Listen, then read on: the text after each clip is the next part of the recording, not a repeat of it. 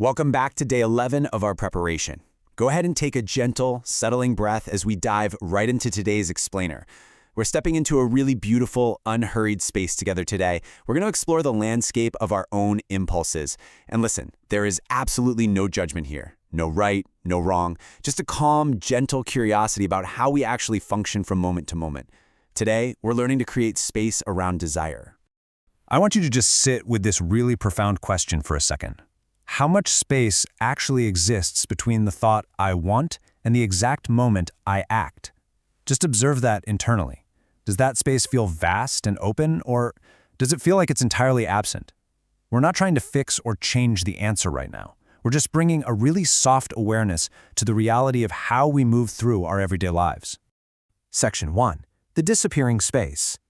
For so many of us in the modern world, that vital space between an urge and an action, it's almost completely vanished. Every single day, we fall into these automated loops. Our phone vibrates, we check it. We feel a brief flash of discomfort or boredom, so we instantly distract ourselves. We want something, we buy it right then and there. Someone irritates us, we fire back a reply immediately. And hey, there is zero shame in this, none. It's just an automated loop that we have all fallen into. But what is truly fascinating is how ordinary, everyday human desire has been compressed into this purely mechanical reflex. The desire has just become completely automatic. And here's why that vanishing space really matters. Think of a beautiful flower blooming right there in your garden. If you sprint past it, you literally can't appreciate its beauty. If you're flying in a plane above it, you won't even see it. Well, our minds are incredibly fast. When our mind is jumping wildly from one object to another, from one venture to the next, we completely miss the blooming of the flower that's actually inside us. We miss our own inner stillness. We kind of miss the very existence of our soul, simply because all of our attention is just caught up in that rapid, outward momentum. Section 2. Anatomy of an impulse. To figure out how this all happens, we have to look at what's known as an impression. Basically, an impression is a knot of energy. Any thought or action can create one. And when those thoughts or actions keep repeating themselves, they actually carve a groove right into our consciousness. They lead to habits. They create these rigid thought patterns that just become more and more solid as time goes on.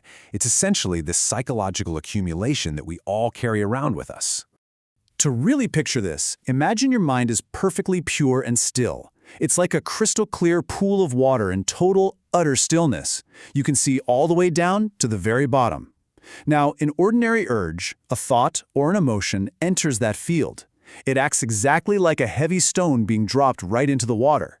It creates ripples, it creates turbulence, and if that disturbance isn't resolved and allowed to settle naturally, it forms a tight knot of energy within us.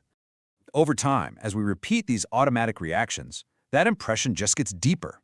Think about how a tiny trickle of water eventually forms a little stream and then a deep, roaring river, simply by following the exact same path over and over again. Well, our small, unchecked reactions do the exact same thing. They carve out the deep rivers of our daily habits. Before we know it, our impulses are just flowing automatically down those paths of least resistance that we've inadvertently created. Section 3. Desire is not the enemy. When we first realize this is happening, our immediate instinct is usually to fight ourselves. But look at these two totally different approaches. On one side, you have forceful repression, telling yourself, this habit has to go. I absolutely must crush this desire.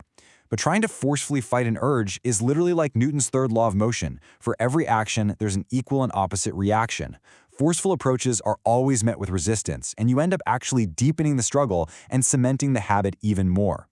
Now contrast that with the subtler approach on the right, conscious space, just simply observing the urge to restore tranquility. It turns out the most gentle, subtle approach is always the most effective one. Listen to this insight for a moment. In their pure state, they immensely help in every walk of life. It is not therefore for us to condemn or crush them, but to purify them. That is so important.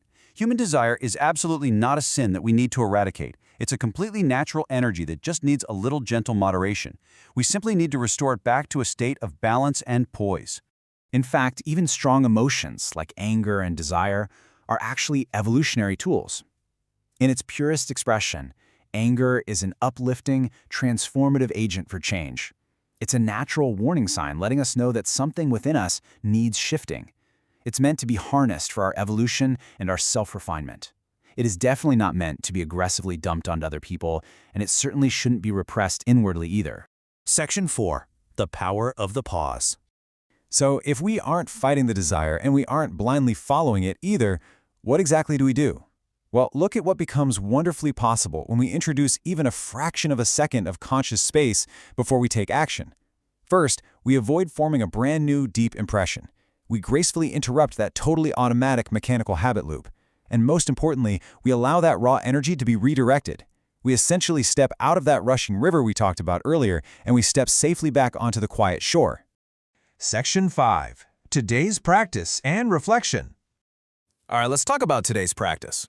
Today, please just meditate normally. Now, for those of you who are existing practitioners, you can go ahead and use point B cleaning, but please only use it exactly as it was officially taught to you. If you're a newcomer joining us, absolutely do not worry about point B at all. Just stick to your normal meditation and you'll be perfectly fine. During your day today, when one strong impulse arises, just one, I want you to pause. Just notice the urge, don't immediately obey it, and absolutely do not condemn yourself for it. Where it makes sense, try to redirect a little bit of that energy into something constructive, creative, or helpful. And finally, when you do your regular evening cleaning tonight, let go of all your burdens without a single ounce of self-judgment for having had the desire in the first place. As you move through this practice today, I want you to just quietly ask yourself, what changed in the space between the urge and the action? I'd also like to gently guide you to look beyond just the obvious physical cravings. Pay attention to the subtle, hidden demands of the ego today. Notice the automatic desire for praise, the craving for attention, for recognition, or maybe just notice that burning, immediate desire to be right in a conversation. Just notice it. Create some space around it. As you step back out into your day, I want you to hold on to this one single truth. Desire is not the enemy. Unconsciousness is.